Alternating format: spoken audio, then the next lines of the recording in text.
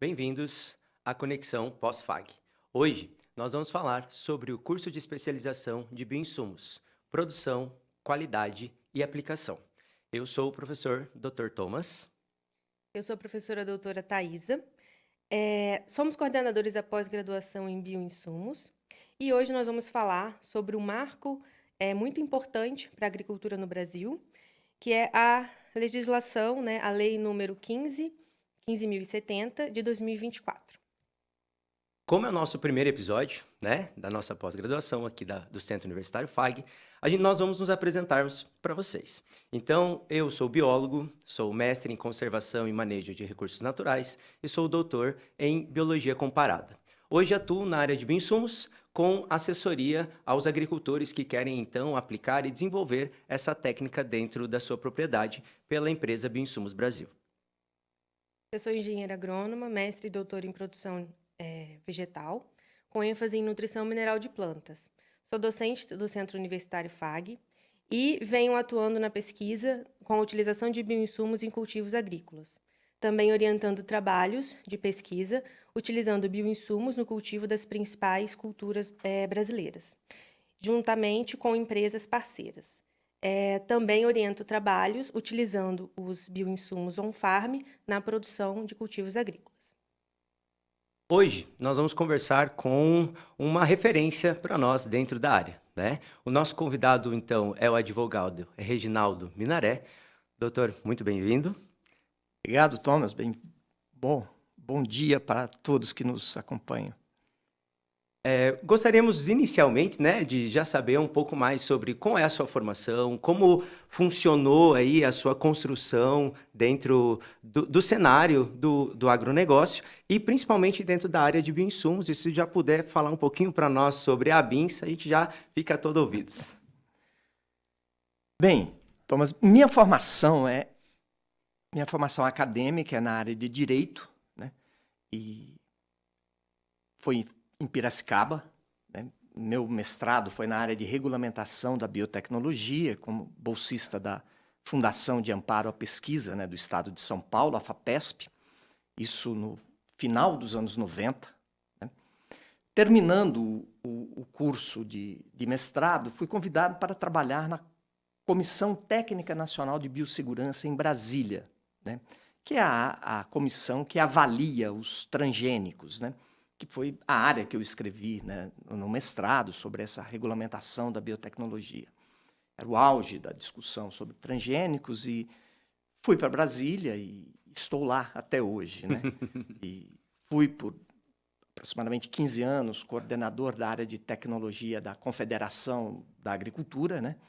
E fui consultor no Senado, né, nos gabinetes da senadora Cátia Abreu, né, que era uma líder, né, agrícola à época, presidente da CNA, e atualmente estou na ABINS, como diretor executivo da Associação Brasileira de Bioinsumos, né, que foi criado recentemente, basicamente dentro desse início do movimento de ampliação do uso de bioinsumos e do início de uma disputa comercial que antecedeu a toda essa discussão que resultou na lei dos bioinsumos. Né?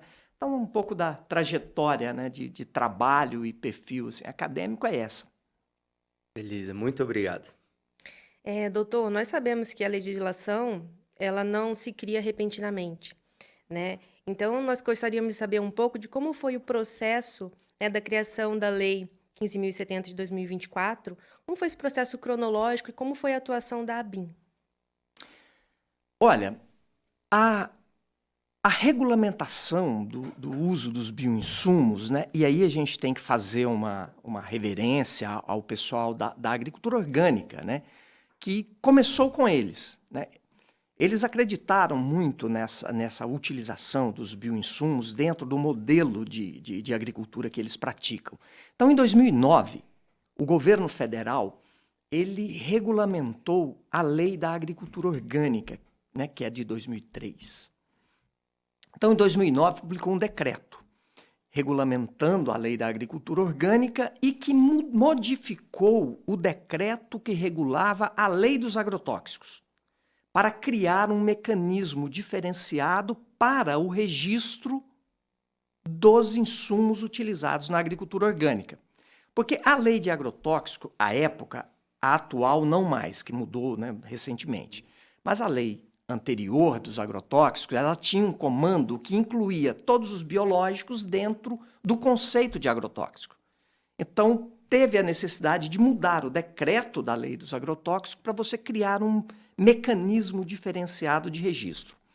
Mas, além de criar o mecanismo diferenciado de registro, esse decreto ele autorizou os agricultores a produzir em suas propriedades, sem a necessidade de registro, aqueles insumos biológicos autorizados para uso na agricultura orgânica. Então, do ponto de vista legal, o início começou bem lá atrás, em 2009. Isso foi crescendo, os agricultores foram utilizando e tinha uma ideia de que essa questão era uma coisa de nicho, né? Não, isso é para produtor de orgânico, para produtor de mandala, né? Mas verificou-se que não é bem assim, que você consegue escalar a produção utilizando esses insumos biológicos, que a gente chama de bioinsumos, né? Quando isso aumentou a proporção de uso, algumas vozes contrárias, principalmente ao direito do agricultor produzir os seus bioinsumos para uso próprio, começou a criar ruídos. E aquela legislação, estruturada em um decreto em 2009, começou a ser questionada.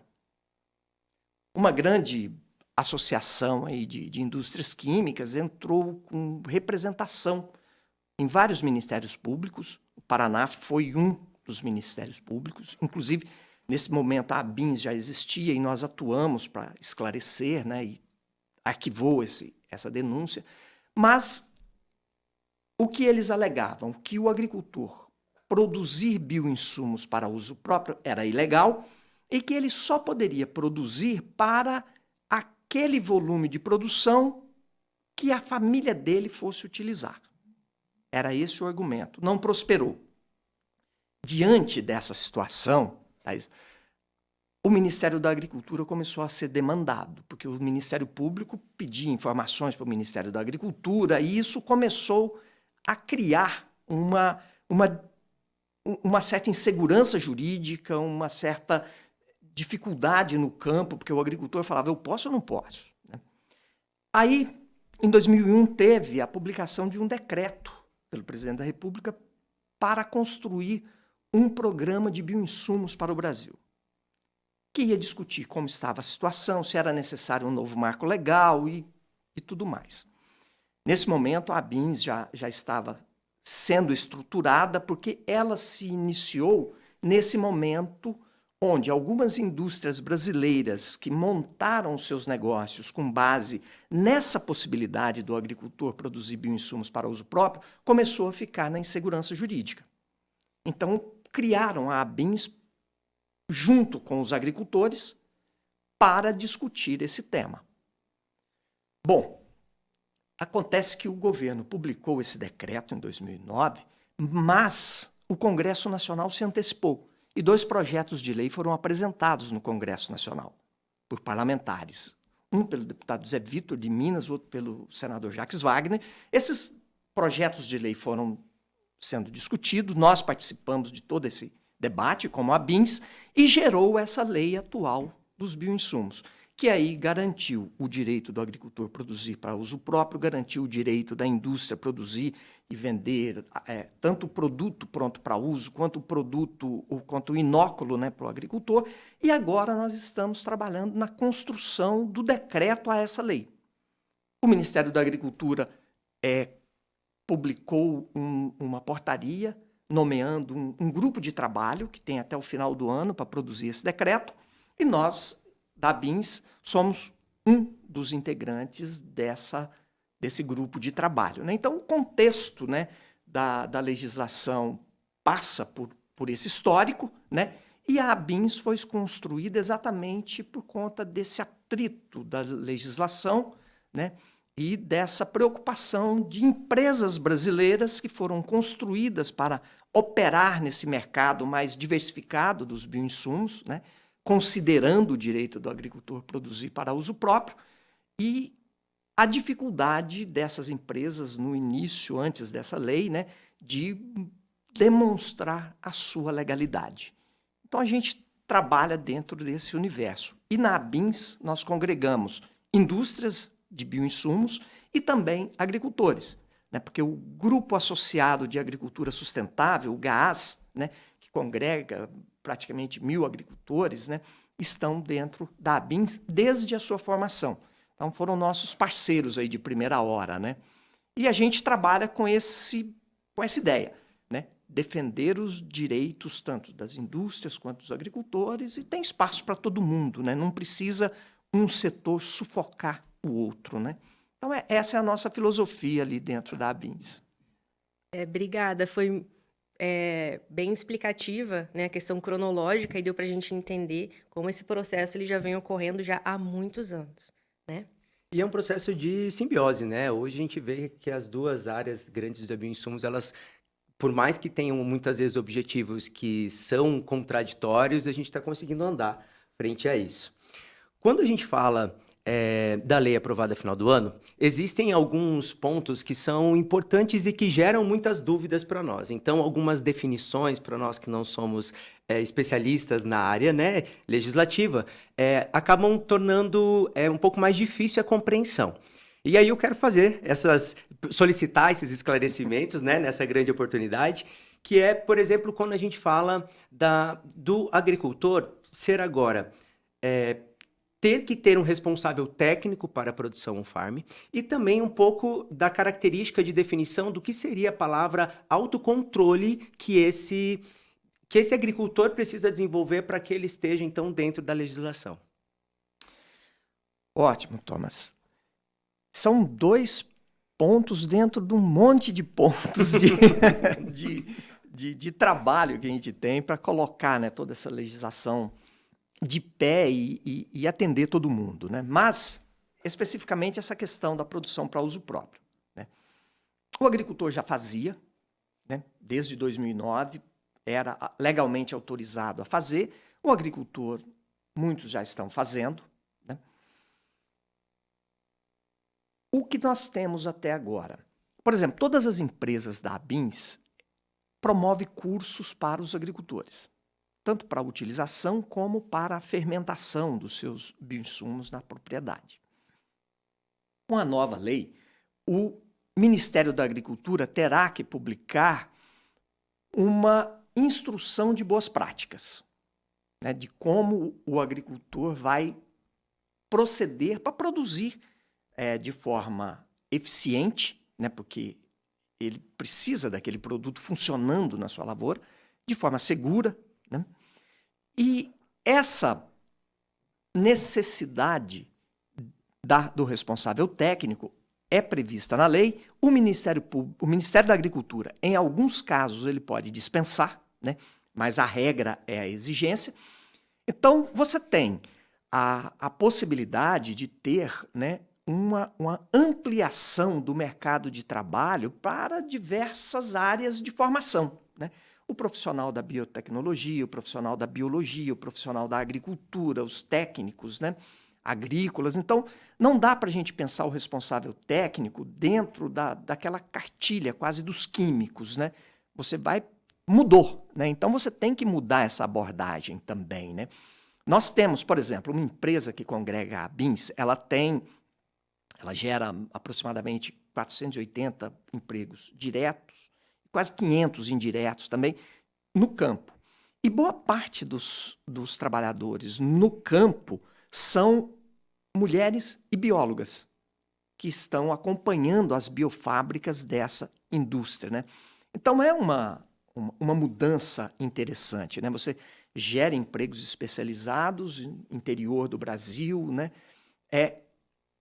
Agora, no decreto, vai ter que ter essa contemplação, né, de todas essas áreas de formação do conhecimento que oferta ao mercado profissionais com capacidade de analisar e orientar o agricultor tanto na produção para uso próprio quanto na utilização do bioinsumo, tanto o produzido para uso próprio quanto o adquirido pronto para uso nas revendas, né? Então é um segmento que vai ser regulado no decreto e eu acredito que não vai ter tanta dificuldade não, porque o bom senso eu acho que vai prevalecer nesse universo, né? Tem vários profissionais aptos para fazer isso, né? A orientação de boas práticas, por exemplo, o Ministério da Agricultura certamente vai colocar o que precisa. Uma sala dessa é um espaço adequado para você colocar as suas biofábricas e produzir, né? Que tipo de piso, né? Como que vai ser a higienização disso tudo, né?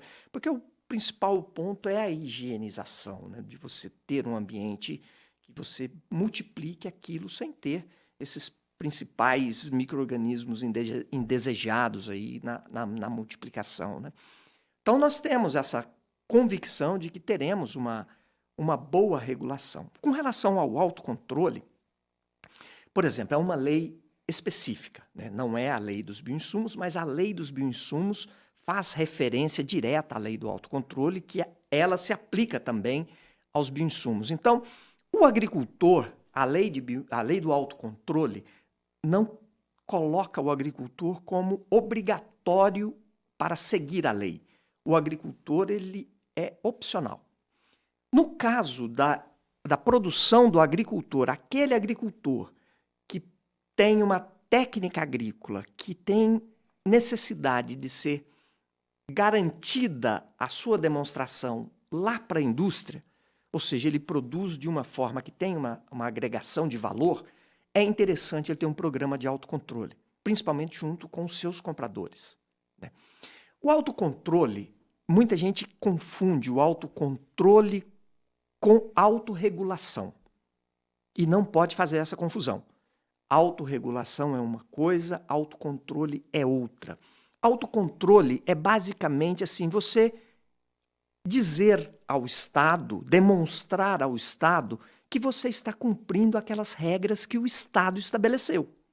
Não é você que estabelece a regra no autocontrole. O Estado continua com a competência para estabelecer a regra. E você tem que ter um programa de registro daquilo que você faz que permita um fiscal, por exemplo, ou do Estado, ou do Ministério da Agricultura, chegar à sua propriedade e ele ter os registros e ter o seu processo adequado àquele registro que permita a ele dizer, não, realmente o Thomas está seguindo a legislação, ele tem um bom programa de autocontrole, né? Agora, não é autorregulação, né? Então, muita gente, às vezes, até tem receio da lei do autocontrole por confundi-la com a autorregulação. Dizer, não, eu vou deixar que a pessoa regule do jeito que quer. Não é isso. Autocontrole, o Estado mantém a capacidade, a competência para regular e você mantém a obrigação de cumprir as regras, como é hoje, só que dentro de programas que facilite a fiscalização. Perfeito. E um dos pilares elencados pelo doutor foi exatamente que a gente consegue entender uma abertura de nicho de mercado, né? Então, tem um nicho de mercado que está se abrindo e nós temos muitos profissionais que seriam, então, indicados, né? Melhores indicados para atuarem nessa área. Entretanto, na sua opinião, esses profissionais, eles já estão prontos para este mercado ou ele necessita ainda de um processo de aprimoração para que ele se torne mais especializado dentro disso? Olha, Thomas, vamos pensar o nosso histórico acadêmico, né? Quase que, se você pegar a maioria das universidades, por uma questão de modelo de agricultura, o currículo das universidades, por exemplo, de agronomia, sempre teve uma carga horária de químicos maior do que de biológicos, né? Você não tinha ainda a utilização de biológicos de forma de grande escala, né? Era mais essa questão de pequena agricultura. Então você tem, sim, a necessidade de habilitar melhor os profissionais. As próprias universidades, a gente tem falado muito isso, né? Grandes universidades de agronomia, que são referências, né, no Brasil, precisa se atentar, né, aquelas que ainda não se atentaram, é claro, se atentar para o currículo de formação dos seus profissionais, né? De biologia também, de agronomia, técnico agrícola, para dar um equilíbrio maior à carga horária de químicos e de biológicos dentro dessa realidade que nós estamos vivenciando, que já não é uma coisa, é uma expectativa, é uma realidade posta, né? Então, para os profissionais sair já com essa capacidade, com essa habilidade de orientar os agricultores, os pecuaristas, né, de forma adequada, né, ele certamente vai precisar de uma universidade que tenha atualidade, que viu isso e fez essa mudança na sua estrutura de ensino para melhorar a formação desses profissionais. Aqueles que não vieram de instituições que têm essa preocupação, certamente precisarão fazer um curso com maior especialidade para ser um profissional com credibilidade e prestar um serviço melhor para os clientes, né? Isso é fato. Até porque essa orientação técnica que esses profissionais que hoje estão saindo do ensino superior, né, que eles vão estar fazendo no campo, ela vai permear não só a questão da aplicação desses produtos, como aplicar esses produtos, mas também como produzir e como aferir a qualidade, né? Um profissional completo, ele vai ter que ter pelo menos uma noção desses 3 pilares para poder estar atuando junto com os produtores e dando essa assistência, principalmente para o produtor que quiser trabalhar com um farm, eu acredito. Não, isso está correta. Está correta, né? A produção, por exemplo, essa nova agricultura, né, que está surgindo com um uso muito intensivo de bioinsumos, né, ela é um elemento assim, de grande mudança na cultura do agricultor, né, no campo. Aquele agricultor que vem, por exemplo, de família, ou agricultor com mais idade, que acostumou a operar, né, dentro da agricultura convencional, né, muitos até com experiência antes do plantio direto, né, que pegava o arado, arava tudo e utilizava o fertilizante químico, o agrotóxico. E esse modelo, por exemplo, já está bastante superado, né? Você tem o plantio direto, tem outras técnicas, você tem outros insumos. E o agricultor hoje também, ele precisa muito do conhecimento contábil, né? Às vezes eu comento em alguns lugares que o agricultor, ele precisa mais de um contador que tenha um bom conhecimento na área de controle de custos do que do agrônomo. Primeiro ele conversa com o contador, depois ele vai fazer a produção, né? Para ver se aquilo ali para em pé, né? Ou seja, o que eu vou produzir vai me dar lucro ou não, né? Então o agricultor precisa ser um grande controlador de custos. Principalmente, por exemplo, quem trabalha com soja, né? Quem trabalha com soja trabalha com commodity que é precificada lá na Bolsa de Chicago, né? Ninguém quer saber se o seu custo na sua fazenda, ou na fazenda da Taesa, tá viável, né? Você tem que controlar para vender o seu produto naquele preço estabelecido pelo mercado e ainda ter uma renda. Então você tem, hoje o espaço que o agricultor tem é controlar custo, ele não forma preço. O preço é colocado a ele. E ele tem que ter controlado os custos para ele ter ali a sua margem de renda. Então, essa orientação profissional refinada, adequada, isso tudo acaba se somando a você racionalizar o seu custo de produção. O que é melhor, eu ter uma biofábrica ou eu comprar o bioinsumo pronto para uso? Eu tenho que fazer essa conta, né? Às vezes eu vou comprar alguns bioinsumos prontos para uso e vou produzir outros dentro desse modelo de negócio que vai me permitir reduzir custos, né? Se a indústria de bioinsumos que vende pronto para uso está aumentando muito o seu produto, eu vou para a produção on-farm, que eu consigo um preço menor. Então, esse direito do agricultor produzir o bioinsumo para uso próprio, ele é também um regulador de mercado, né? Que dá ao agricultor essa possibilidade de ferramenta, né?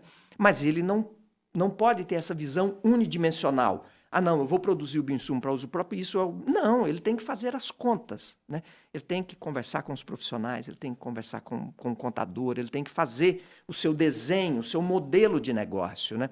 Que é algo que muita gente não faz. Tanto o empresário urbano quanto o empresário rural. Muitas vezes não faz o modelo de negócio. Ele não pensa que tipo de mão de obra, que tipo de assessoria eu vou precisar, né? E faz ali o seu modelo de negócio. Eu quero produzir dessa forma, né? Do momento que você faz o seu modelo de negócio, você tem um controle maior da sua produção. Você vai conseguir refinar, buscar esses profissionais, buscar os melhores insumos, né? E ter uma possibilidade de vender o seu produto com a margem de lucro melhor, né? Que é importante. Professor, uma outra dúvida que a gente até dentro das nossas conversas, dentro da coordenação com a nossa pós-graduação, surgiu principalmente em relação à origem e quais as responsabilidades em relação às cepas, né? Então, as cepas ou os inóculos que podem então ser adquiridos, eles vão precisar atender alguns requisitos. E eles atendem na legislação, né, duas palavras que eu gostaria muito que você nos ajudasse a entender elas melhores. Então, as cepas elas precisam ser legais e precisam ser rastreáveis. O que que isso significa? O que que isso muda, impacta na vida do produtor que agora vai ter esse ajuste a ser feito para você adquirir e se tornar, então, dentro da lei, né, praticando dentro da legislação? Perfeito. A lei, por exemplo, ela coloca, por exemplo, o agricultor, ele terminando essa regulamentação, né, que estará até o final do ano pronta, né, o agricultor vai olhar e falar, bom, onde eu busco a minha matéria-prima para eu fermentar os meus bioinsumos aqui na minha propriedade? A lei coloca algumas alternativas. Ele pode adquirir num banco de germoplasma credenciado, ou ele pode adquirir das indústrias que ofertam inóculos para os agricultores. Ou ele pode conseguir dentro da sua própria propriedade, coletando a comunidade de micro-organismos da sua propriedade, fazendo essa multiplicação. Então, ele tem essas três oportunidades, né, de conseguir os seus micro-organismos. Os isolados, geralmente, ele vai comprar ou do banco de germoplasma ou das empresas que ofertam inóculos para os agricultores. Tem um sistema de registro para essas cepas, né? A empresa vai isolar uma determinada cepa de um determinado micro-organismo, uma bactéria, um fungo, e vai registrá-la para aquela função. Olha, ela tem função aqui para solubilizar fosfato ou potássio, ela tem função para condicionar solo, para controle de pragas, né? Então, o registro vai ser, a empresa vai registrar tanto o inóculo quanto o produto pronto para uso com base na funcionalidade daquele organismo, né, para o uso agrícola. E pode ter mais de uma funcionalidade. Um mesmo micro-organismo ele vai poder ser um condicionador de solo, ele vai poder ser um controlador de pragas, enfim. A funcionalidade dos micro-organismos não é uma funcionalidade única, né? Então, esse é o universo onde as empresas e os bancos de germoplasma trabalharão no Brasil. Tem o sistema de registro, o sistema de credenciamento dos bancos, e os agricultores poderão buscar esses micro-organismos nessas fontes. Um ponto que é importante. Micro-organismo natural no Brasil não é permitido patente. Só se mudar a lei de patentes, porque a lei de patentes no Brasil permite só a patente do micro-organismo geneticamente modificado. O micro-organismo natural, ele é um achado. E um dos critérios, né, da patenteabilidade de um produto é a invenção. É você ter uma parcela de inventividade naquele produto. E um produto natural, ele nunca tem invenção, porque o ser humano não fez nada para ele ser daquele jeito, né? Então, um micro-organismo natural, a nossa lei de patentes não permite, porque entende que não tem a inovação. Já o transgênico, sim, porque você tem toda uma mudança que não ocorre, né, naturalmente, né? Então, essa é a nossa estrutura. Então, tem um pano de fundo aí também de algumas instituições, algumas grandes empresas, principalmente querendo, né, mudar a lei de patentes para ter um registro de produto de micro-organismo natural, mas acredito que isso não ocorrerá.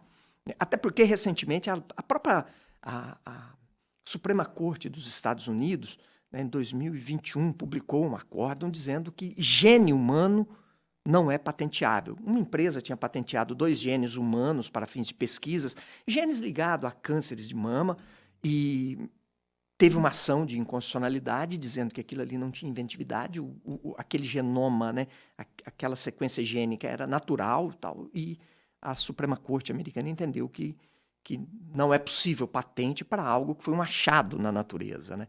Então, acreditamos que esse raciocínio ele vai é claro, foi uma decisão nos Estados Unidos, mas vai caminhar para orientar aí essa linha de patentes que o Brasil já adota exatamente isso que a Suprema Corte americana decidiu. Não permite patente de produtos naturais, né? Porque não tem inovação. Muito bom. E, doutor, o produtor, né, que opta por fazer a produção on-farm na propriedade, a gente sabe que isso tem um custo, né? Uma produção on-farm feita de forma séria, correta, levando em consideração todos os controles que são necessários, inclusive a contratação de um profissional que tenha, de fato, a capacidade de acompanhar todo esse processo, isso é caro, né? E a nossa dúvida é, os produtores que escolham realizar a produção on-farm, eles podem compartilhar uma mesma estrutura física, mas cada um fazer a sua própria produção, visando assim a redução de custos, né? Então, aproveitando uma mesma estrutura física, uma mesma biofábrica, mas cada um fazer a sua produção individualmente, claro, sem comercialização, né, para utilização própria. Sim, a nova lei ela tem uma previsão de que pode ser produzido o bioinsumo para uso próprio em estruturas compartilhadas. Associações, né, para fins específicos, por exemplo, associação de agricultores, cooperativas, né? Então, todas essas modalidades de associação, né, podem ter uma biofábrica única para atender os seus associados. É claro que precisa ter uma formalização dessa associação para esse fim específico, no caso, né? Por exemplo, 5, 6 ou 2 agricultores que tenham essa pretensão, eles precisam formalizar essa associação, né, para aquele fim específico, para eles atender ao que exige a lei. A lei não permite comercialização, né, tanto das cooperativas quanto das associações, permite a produção para uso próprio, mas não permite essa comercialização. Então, para demonstrar que aquilo que está sendo feito de forma compartilhada não envolve comercialização, tem que ter essa formalização dessa vontade de associar, né, para produzir para uso próprio. E isso é possível, certamente vai ter, né, algum detalhamento de regra, por exemplo, de transporte, né? Por exemplo, tem 5 produtores e, de repente, nem todos são vizinhos ali de fronteira, né? Então, tem um com alguns quilômetros distantes, mas ele faz parte daquela... Então, para levar aquele bioinsumo até lá, vai ter que ter um documento, né, para demonstrar que aquilo ali não é um comércio, é simplesmente uma produção para uso próprio, né? Então, tudo isso vai estar, né? A lei já prevê e o decreto vai detalhar, mas é possível, sim, fazer dessa forma.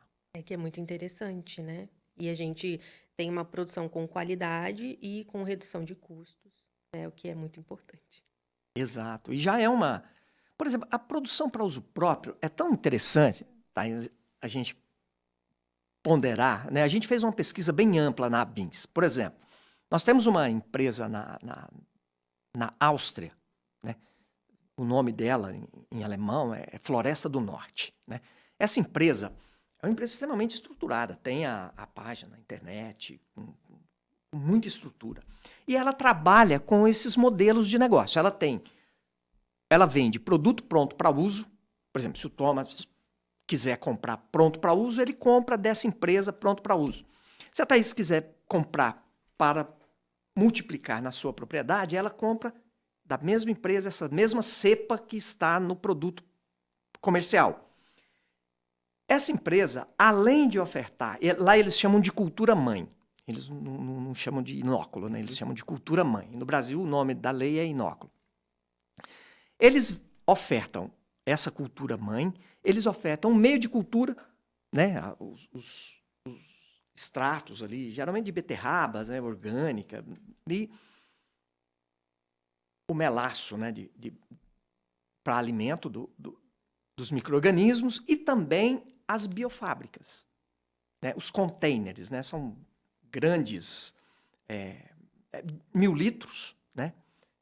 de um derivado ali né? Um plástico, tem uma abertura, vai dentro de uma caixa de madeira que permite manter uma refrigeração desses containers, são reutilizáveis. O agricultor recebe dessa empresa, na propriedade dele, os containers já dentro dessa caixa de madeira que tem um sistema de controle de temperatura, né? E a cultura mãe, o meio de cultura, e o agricultor ele mistura, deixa, em geral 5, 6 dias, e ele já faz a utilização daquele bioinsumo fresco, produzido ali na sua propriedade, e um custo menor. Tem essa empresa na Áustria. Nós temos uma empresa no Missouri, nos Estados Unidos, que também tem esse mesmo modelo de negócio. Trabalha com produto pronto para uso e com oferta da cultura mãe, né, que é o inóculo. Fornece containers para os agricultores multiplicar os seus produtos, meios de cultura. Então, é um modelo de negócio que está dando certo em vários lugares, né? E a gente tem esse modelo no Brasil também, está caminhando bem. Na Áustria, por exemplo, a empresa ela tem um mix, não só o micro-organismo isolado. Ela constrói uma comunidade, são 3, 4 micro-organismos dentro daquela cultura mãe, e são utilizados para controle de odor nos estábulos, são utilizados para condicionar solo e também para melhorar a qualidade da água em tanques, tanto de rejeitos quanto de piscicultura. Então, o único produto é registrado para essas 3 modalidades, né? Então, é um universo assim, bastante diversificado, né, que o Brasil está aproveitando bem. Informações muito interessantes. Sim, e vale salientar também a importância, então, que esse cuidado que está se tendo com o pequeno produtor, né? Porque nem sempre o pequeno produtor vai ter uma acessibilidade a uma tecnologia de, na sua propriedade, desenvolver ali com um investimento muito alto. Então, o fato de cooperar dentro de uma estrutura única já ajuda a utilização e o desenvolvimento de um manejo regenerativo, né? E exatamente sobre esse manejo regenerativo que eu queria falar um pouquinho agora, porque a gente, conversando aqui nos bastidores, a gente teve algumas características que vale a pena a gente salientar. Quando a gente fala de manejo regenerativo, nós temos uma ausência de definição, ela é muito ampla hoje, então o que a gente define basicamente é um manejo ao qual busca a redução, né, dos defensivos químicos e o aumento da utilização dos bioinsumos. Mas a gente sabe também que a BINS ela caminha juntamente com o manejo regenerativo dentro dessa busca de solo, de qualidade. O que você, doutor Minaré, vê hoje como futuro caminhar desse manejo regenerativo em relação ao manejo convencional? Olha, Thomas, nós na BINS acreditamos que a agricultura regenerativa será a agricultura convencional do futuro. Nós acreditamos que a agricultura regenerativa será a matriz agrícola de maior escala num futuro muito próximo. Porque funciona e ela traz muitos benefícios para o agricultor, para o ambiente, para os consumidores, né? quando fala, por exemplo, a Califórnia, em janeiro deste ano, a Califórnia fez uma definição de agricultura regenerativa. Mas não é uma definição como essas definições clássicas que a gente vê, né? É isso, né? Eles tiveram o foco, assim, de colocar a definição da agricultura regenerativa no resultado, né? Então, você pode caminhar por vários caminhos para chegar àquele resultado. Porque o que interessa, por exemplo, na definição da Califórnia, é o resultado. Você melhorou o seu solo? O seu solo está com mais vida? O seu solo está com mais matéria orgânica? Ele está com mais nutrientes? Então, você praticou uma agricultura orgânica. Regenerativa. Uma agricultura regenerativa. E a agricultura regenerativa da Califórnia, ela não é sinônimo de agricultura orgânica. Importantíssimo. E esse foi um ponto que eles demoraram 2 anos para fazer essa definição, exatamente por conta dessa dificuldade de entendimento entre setores, né? Porque muitos queriam que a agricultura regenerativa fosse a agricultura orgânica. E a Califórnia teve o cuidado de definir uma característica de agricultura regenerativa que não seja sinônimo de agricultura orgânica. Você pode até ser um regenerativo orgânico, né? Mas você pode ser só um regenerativo. Esse é um ponto interessante. No Brasil, por exemplo, a agricultura regenerativa para o nosso solo, ela é importantíssima, né? Nós não temos solos tão ricos, né? A gente precisa de nutrientes, precisa de cuidados com o solo. E nós temos uma fragilidade, né? Quando a gente fala da fortaleza do agronegócio brasileiro, a gente tem um ponto frágil que são os insumos, né? Nós somos ótimos para produzir, mas nós não somos ótimos para produzir insumos, né? Mesmo com 30 anos de uma agricultura crescente, pujante, a gente importa aproximadamente 95% dos fertilizantes que a agricultura brasileira utiliza e praticamente a totalidade das moléculas de agrotóxicos que a gente utiliza. Então, nós somos dependentes de insumos importados. Isso não é interessante. Primeiro, porque é precificado em dólar. Segundo, você tem toda uma questão geopolítica que atualmente está conturbada, né? A Rússia briga com alguém, o Irã briga com outro, a gente precisa de fertilizante, nitrogenado, potássio e vem desse universo. Então, sobe o preço do petróleo, sobe o preço do insumo, o transporte, né, todo feito com bunker, né, os navios que trazem, isso Então, o frete é caro. Então, a gente ter alternativas, né, é interessante. E nós, no campo da biologia, nós temos alternativas infinitas, porque a nossa biodiversidade, que sempre estamos falando da nossa biodiversidade, né? Não, porque nós somos um país mega diverso, isso, aquilo, vamos usar, né? Então, a matriz de usar os bioinsumos faz isso. A gente usar o nosso recurso natural e, de repente, de importador de fertilizantes químicos, de insumos químicos, a gente pode ser um exportador de insumos biológicos, né? Temos essa possibilidade. Nós temos rochas no Brasil que permite você ter, por exemplo, remineralizadores, né? Que você tritura a rocha e joga ela no solo. É muito parecido com o mercado de calcário, né? Só que com uma função um pouco diferente, que é uma função de colocar mais nutrientes no solo. E a interação dos micro-organismos com esses nutrientes que vêm com os remineralizadores, principalmente micronutrientes, né? Você torna isso mais palatável para as plantas, também para como alimento ali dos micro-organismos e tal, e isso melhora o solo. Então, a nossa agricultura regenerativa, ela permite todo esse universo de reorientação de indústrias, né? Porque a agricultura regenerativa ela tem um perfil mais regional, né? Você não... O micro-organismo, você produzir ele regionalmente é melhor.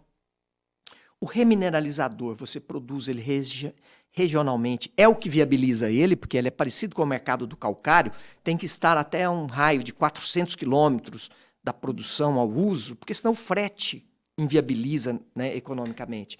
Então, você tem toda uma possibilidade de ter uma diversificação regional aí de empresas, né? Isso é importante. E você tem um impacto no solo, como lá na Califórnia eles focalizaram o solo, né? A gente melhorar a qualidade do solo nosso, né, com a agricultura regenerativa é excelente para a biodiversidade abaixo do solo, e o uso dos bioinsumos, a redução de químicos é importante para a biodiversidade acima do solo, né? Porque você vai ter um processo de maior de conservação e mais amistoso, principalmente com polinizadores, né? O uso de bioinsumos é absolutamente amigável aos polinizadores. E aí você tem também o reflexo nas águas, né? Que não vai, por exemplo, um produto químico ser lixiviado e levado para os cursos d'água, né? Então você tem um ganho gigantesco nessa mudança da matriz da agricultura convencional para a agricultura regenerativa. E se é melhor, se nós temos insumos para isso, nós temos as universidades, como vocês, produzindo profissionais para orientar os agricultores, por que não fazer? Se a viabilidade econômica está aí, a viabilidade técnica de fazer está aí, se é melhor para o consumidor, para o agricultor, para o meio ambiente, por que não fazer, né? A gente muitas vezes comenta, né, dentro da ABINS, não dá para uma determinada empresa querer ganhar dinheiro para o resto da vida com uma única tecnologia, né? É só mudar, né? Se adapta, né? Há muito tempo as fotografias dependiam de filmes, né? E hoje as empresas de produção de filme já não são empresas significativas dentro do universo comercial, né? Mudou, né? Então, na agricultura também pode mudar. Com certeza. A gente vê a questão dos inoculantes na soja, né, que não se discute. Tem que se utilizar inoculantes na soja e um manejo bem feito, né, focando na saúde do solo, né, na questão da adubação de sistemas, o produtor ele pode não colocar nenhum grão de adubo nitrogenado para o cultivo da soja. Então, isso gera uma economia, né, muito grande e uma não dependência da importação dos adubos nitrogenados, que a gente sabe que o Brasil, né, infelizmente, a gente tem essa dependência. E utilizando o bioinsumo da forma correta. O ponto que você colocou é um ponto, assim, eu considero o estudo de caso mais interessante que a gente tem, que é a inoculação na soja. Primeiro, o Brasil é um importador de gás natural. O Brasil importa da Bolívia, importa via navios, né? E basicamente 70% do custo da produção, por exemplo, da ureia, né, que é o que mais utiliza aí nos campos, é gás natural. Então nós não temos condições, por mais que o governo possa fazer, né, alguns incentivos, nós não temos condições de concorrer com países que têm gás natural num preço barato, como o Irã, Rússia, Nigéria, né? Não temos. Porque você fazer ureia com gás precificado em mercado, a ureia é inviável economicamente. E para o agricultor não é interessante, eu vou pagar mais caro porque a ureia é produzida no Brasil. Não, é interessante usar o insumo mais barato para produzir. Esse é o ponto. Então, imagine se a gente estivesse produzindo soja no Mato Grosso, descarregando caminhão de ureia no porto de Paranaguá e levando de caminhão até o Mato Grosso. Será que essa soja do Mato Grosso seria viável? Qual a margem de renda que o agricultor teria? Mas lá, praticamente 100% é inoculante, né? Então, você viabiliza a produção, uma maior margem de renda, né? E tem essa questão do impacto também, da redução da pegada de carbono aí, que você também precisa considerar hoje, né, dentro desse contexto que a gente está vivendo. Então, o caso da soja ele é emblemático, né? Você ter essa possibilidade de ter um micro-organismo ali que atua junto com a soja, pega o nitrogênio do ar que tem com sobra e oferta para a planta, né?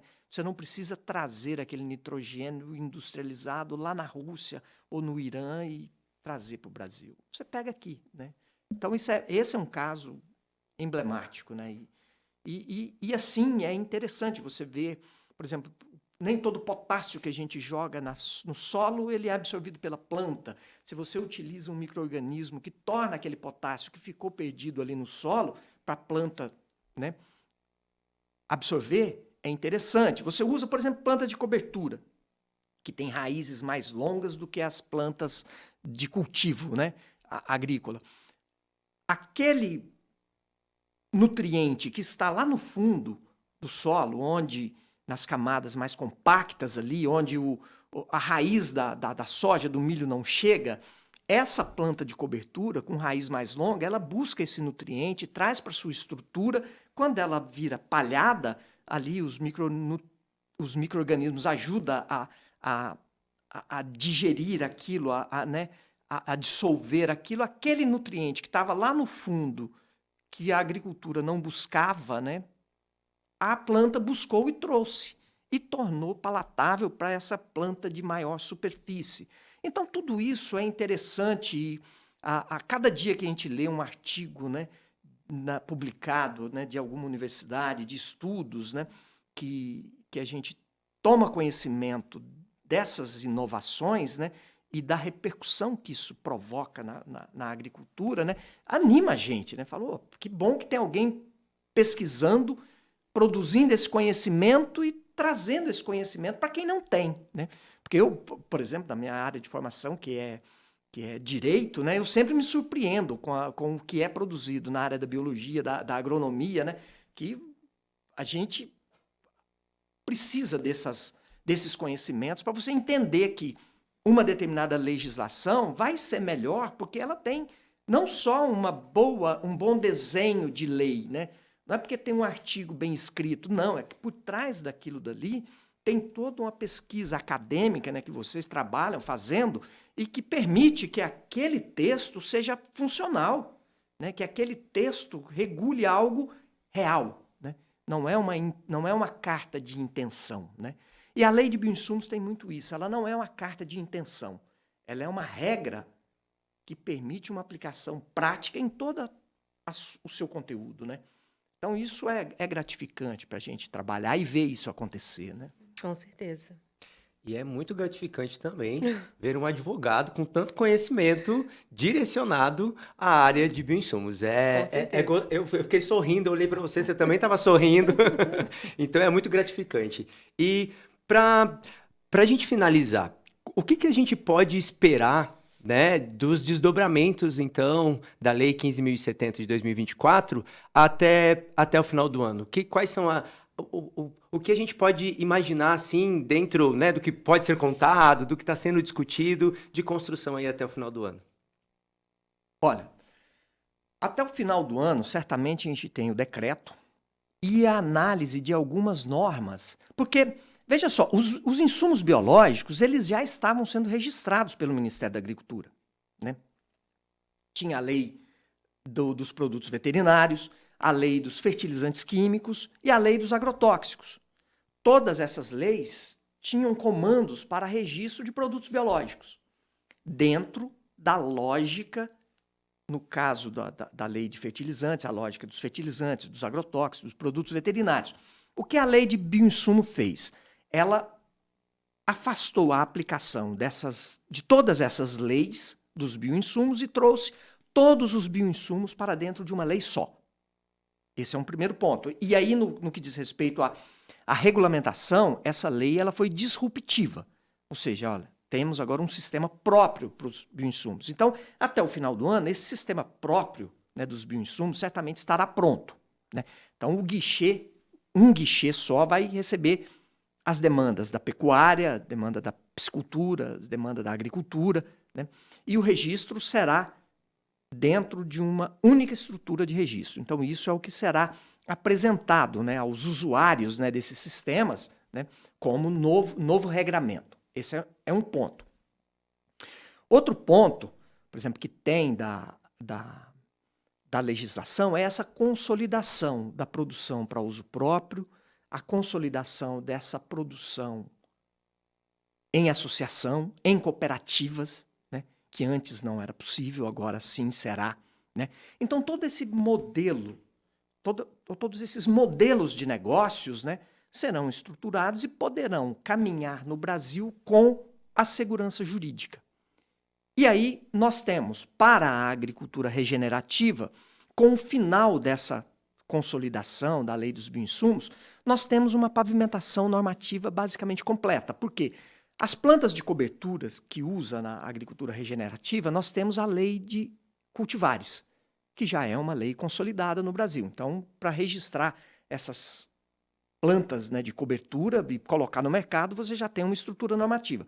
Os remineralizadores, que é essa rocha, né, moída e utilizada como se fosse um calcário ali, você já tem uma lei também. Tem lei, tem decreto, tem normas do Ministério. Quem quiser produzir hoje pode produzir, registrar e vender, está tudo pronto.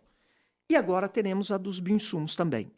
Uma lei, um decreto com as normas. Então, a pavimentação normativa, ela já está posta. Então, aí a gente precisa agora da prática, né, e das alocações orçamentárias, né? E eu acredito que o Brasil vai ter um desenvolvimento gigantesco, principalmente na inovação empresarial, né? A inovação empresarial, por exemplo, há pouco tempo, você tem, por exemplo, aqui na região, tem a Copavel, né, que está apostando na produção de bioinsumos para os seus cooperados, coisa que é uma inovação, né? Não tinha no passado, né? E você tem algumas, ou tem umas cidades em Minas que já procuraram a gente para falar, olha, tem como fazer uma produção na cidade? Né? Claro, a Coreia do Sul já está fazendo isso. Né? Então, temos até o final do ano, assim, a expectativa, né, de que tudo isso, estando consolidado do ponto de vista normativo, administrativo, né, o desenvolvimento empresarial, o desenvolvimento tecnológico, ele vai acontecer de uma forma muito mais robusta, porque você terá garantia jurídica em todo o sistema que é necessário para a agricultura regenerativa, né? Então, nós esperamos isso. Muito bem. Em todo momento, dentro do nosso episódio de hoje, a gente ficou te perguntando muitas coisas, né? E eu acho que nem tudo que a gente perguntou, muitas vezes, é da sua concepção e do que você gostaria de deixar também como conhecimento dentro desse episódio. Então, agora eu vou abrir um momento para que você sinta-se à vontade para explanar ou falar de qual a sua visão realmente em relação a essa mudança que está acontecendo no Brasil em relação aos bioinsumos. Bom, interessante. O agricultor, né, nós temos uma estrutura produtiva no Brasil, né? Muita gente enxerga o agronegócio como uma potência no Brasil, mas nós temos uma parte frágil também, que são os pequenos e os médios agricultores. Né? De aproximadamente 5 milhões de propriedades rurais que a gente tem no Brasil, segundo o IBGE, né? Nós temos, assim, algo em torno de 3,5 milhões de propriedades rurais que estão na baixa renda e pobreza.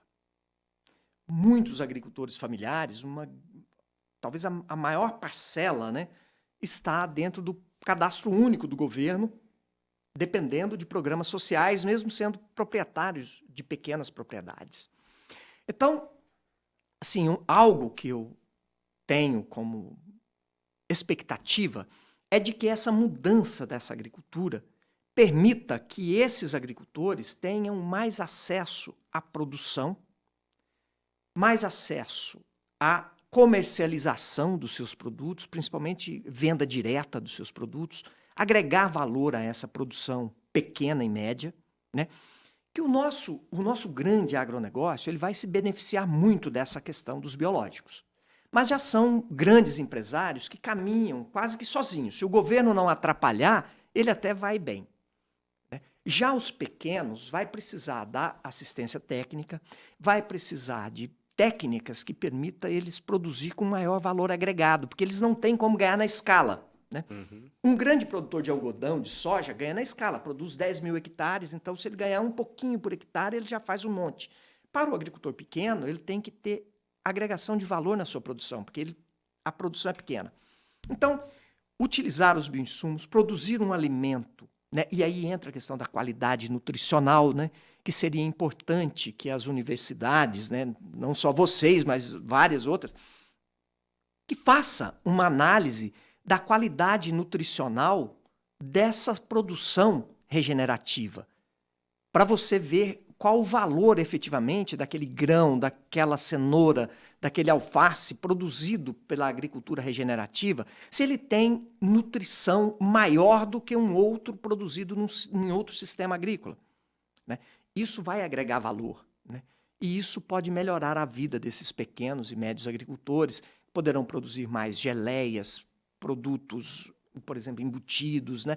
Tem todo um filão de agricultura de boutique que a gente podia explorar mais e não explora. É um caminho aberto, né? E isso é um pensamento que tenho, que essa agricultura moderna, mais biológica e com maior informação, principalmente do que diz respeito à nutrição, vai poder ajudar esses pequenos e médios agricultores que estão distantes desse grande sucesso do nosso grande agronegócio, né? Não é o agronegócio que tem que descer, é o pequeno que tem que subir, né? Então, assim, é mais uma expectativa, né, de estrutura de produção, de sociedade que eu tenho do que assim, de algum conhecimento para deixar, né? É mais essa expectativa de ver essa pequena e média agricultura brasileira com maior renda e com maior possibilidade de ofertar mais variedades de alimentos para os agricultores, para os moradores, principalmente das pequenas e médias cidades brasileiras que não têm acesso à grande Ceasa, né, e tudo mais. Então, é um pouco por aí. Excelente. Sim. Prof. Thaís, alguma pergunta? Bom, eu estou satisfeita em relação às minhas perguntas, né? Foi uma manhã de muito aprendizado, né? Te agradeço muito, professor, por ter aceitado o convite em estar aqui com a gente, né? E contribuir, trazendo informações tão relevantes e tão importantes num tema tão atual como o tema dos bioinsumos.